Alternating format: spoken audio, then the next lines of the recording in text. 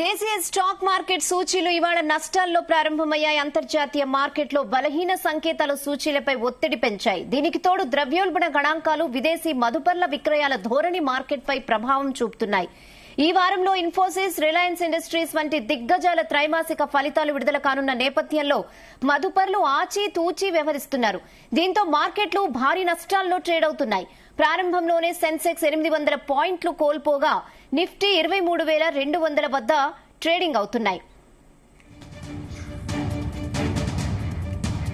ప్రారంభంలో నష్టాల్లో ప్రారంభమైన మార్కెట్లు ప్రధాన షేర్స్ లో కొనుగోళ్ల మద్దతుతో కాస్త కోలుకున్నాయి. ఉదయం సెన్సెక్స్ 564 పాయింట్లు కుంగి 76,841 పాయింట్ల వద్ద ట్రేడ్ అవుతోంది. నిఫ్టీ 180 పాయింట్లు తగ్గి 23,250 వద్ద కదలాడుతోంది. సెన్సెక్స్ 30 సూచీలో Zomato, M&M, Power Grid Corporation, Tata Motors, Tata Steel, NTPC, Titan, ITC, HDFC Bank, UltraTech Cement షేర్లు నష్టాల్లో ట్రేడ్ అవుతున్నాయి. ఇండస్ఇండ్ బ్యాంక్, యాక్సిస్ బ్యాంక్ షేర్లు మాత్రమే లాభాల్లో కదలాడుతున్నాయి. అంతర్జాతీయ మార్కెట్లో బ్రెంట్ క్రూడ్ బ్యారెల్ ధర $80.93 వద్ద, బంగారం ఔన్స్ 2,714 వద్ద ట్రేడ్ అవుతోంది. డాలర్తో రూపాయి మారకం విలువ 86.27 వద్ద కొనసాగుతోంది.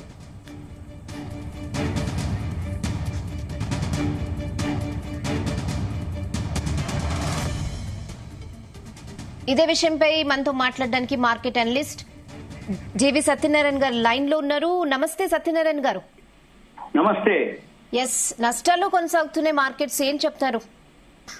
ఓకే, ఈ రోజు సోమవారం బ్లాక్ మండే అంటారు. ఇలా జరిగినప్పుడు బ్లడ్ బాత్ అంటారు. ఈ రోజు మొత్తం అల్లకల్లోలం జరిగింది అంటారు. అంటే సెన్సెక్స్ 1000 పాయింట్లు పైన ఫాలో అవడం జరిగింది. 23,100కి అంటే సపోర్ట్లు ఏవైతున్నాయో దిగిపోవడం జరిగింది. తర్వాత 12.39 లక్షల కోట్లు మార్కెట్ క్యాపిటలైజేషన్ తగ్గిపోవడం జరిగింది. ఇవన్నిటికీ రీజన్స్ ఏమిటి అంటే ఒక 10 కారణాలు ఉన్నాయి. ఇవి అమెరికాలో వడ్డీ రేట్ల మీద కోతలు అనేది ఆశలు తగ్గిపోయింది అనేది ఒకటి.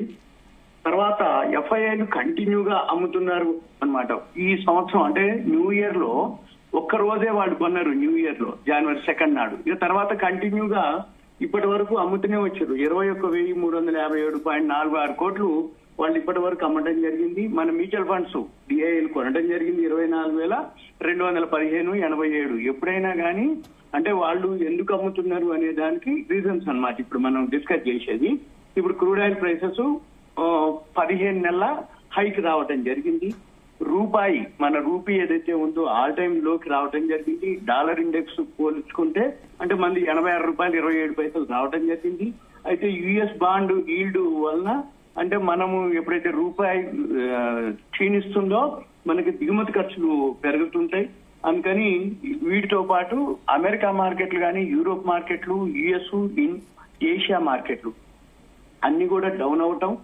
దీంతో ఈ రోజు ఇన్ఫ్లేషన్ డేటా మాత్రం పాజిటివ్ నే వచ్చింది. ఇప్పుడు డిసెంబర్ తో పోల్చి అంటే డిసెంబర్ ఇప్పుడు ఈ రోజు ఇప్పుడే వచ్చింది మార్కెట్ అయిపోయినాక 5.22% ఉంది. అంతకుముందు 5.48% ఉంది. అది పాజిటివే.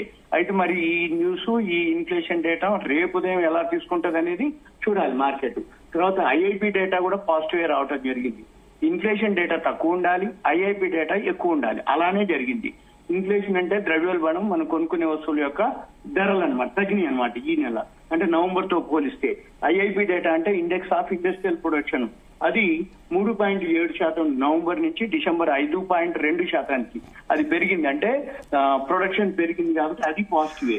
తర్వాత ఇప్పుడు ఏవైతే ఉన్నాయో మనకి యుఎస్ జాబ్స్ గ్రోత్ అన్నమాట. అంటే ఈ జాబ్స్ ఏదైతే డేటా ఉందో అది పాజిటివ్ లో రావటం. అంటే ఈ మధ్య కాలంలో లేనటువంటిది జాబ్స్ పెరిగినాయి అనమాట. అంటే ఉద్యోగాల నివేదిక ఏదైతే ఉందో అది గ్లోబల్ సంకేతాల మీద అన్నమాట. అంటే దీని వలన ఈ ఫెడరల్ రిజర్వ్ రేటు ఆశలు తగ్గించటం, ఈ జాబ్ అంటే జాబ్ ఇండెక్స్ పెరగడం వల్ల పాజిటివే, కానీ మన మార్కెట్ కి నెగిటివ్ అనమాట.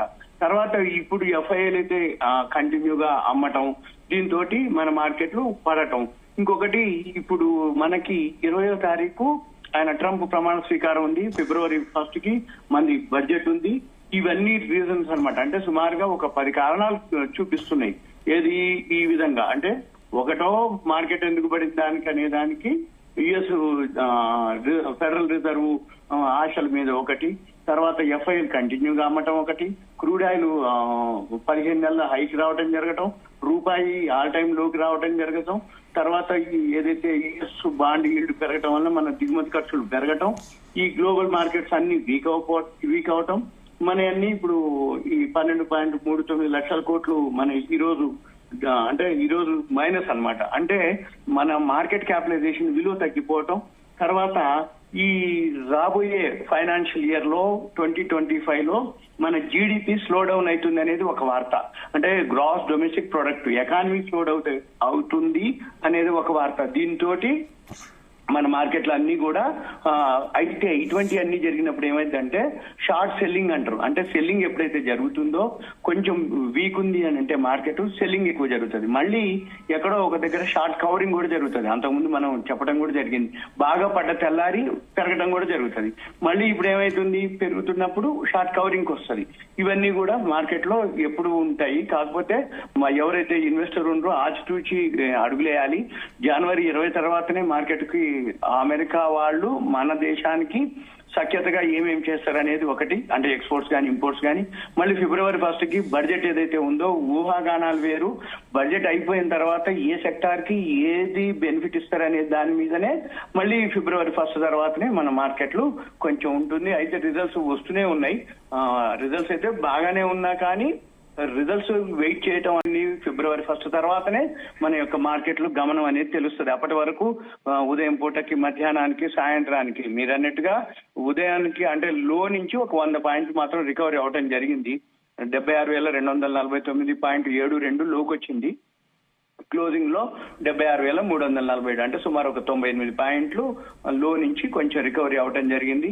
అయితే వరల్డ్ మార్కెట్లు, యుఎస్ మార్కెట్లు అన్ని డౌన్ లో ఉన్నాయి కాబట్టి మన మార్కెట్లు కూడా వాటితోటే ఫాలో అయింది అనేది అర్థం చేసుకోవాలి. కాకపోతే స్తబ్దత ఉంటుంది. అంటే సైడ్ వేస్ అంటాం, ఒక రోజు పెరగటం ఒక రోజు తగ్గటం. ఎవరైతే రియల్ గా ఇన్వెస్టర్స్ ఉన్నారో బడ్జెట్ తర్వాతనే ఎంటర్ అవ్వటం. ఎందుకోసం అంటే ఈ క్వార్టర్లీ రిజల్ట్స్ వస్తున్నాయి, థర్డ్ క్వార్టర్ రిజల్ట్స్, అవన్నీ కూడా ఫిబ్రవరి 15 వరకు వచ్చేస్తాయి. జనవరి 31 వరకు, అంటే ఇంకా 15 రోజుల్లో మాక్సిమం ఏ గ్రూప్ షేర్స్ అన్ని కూడా రావడం జరుగుతుంది. ఫిబ్రవరి 1 కి బడ్జెట్ ఉంటుంది. ఇంకా ఇప్పుడు ఈ కుంభమేళా ఏదైతే ఉందో జనవరి 13 స్టార్ట్ అయిపోవటం జరిగింది.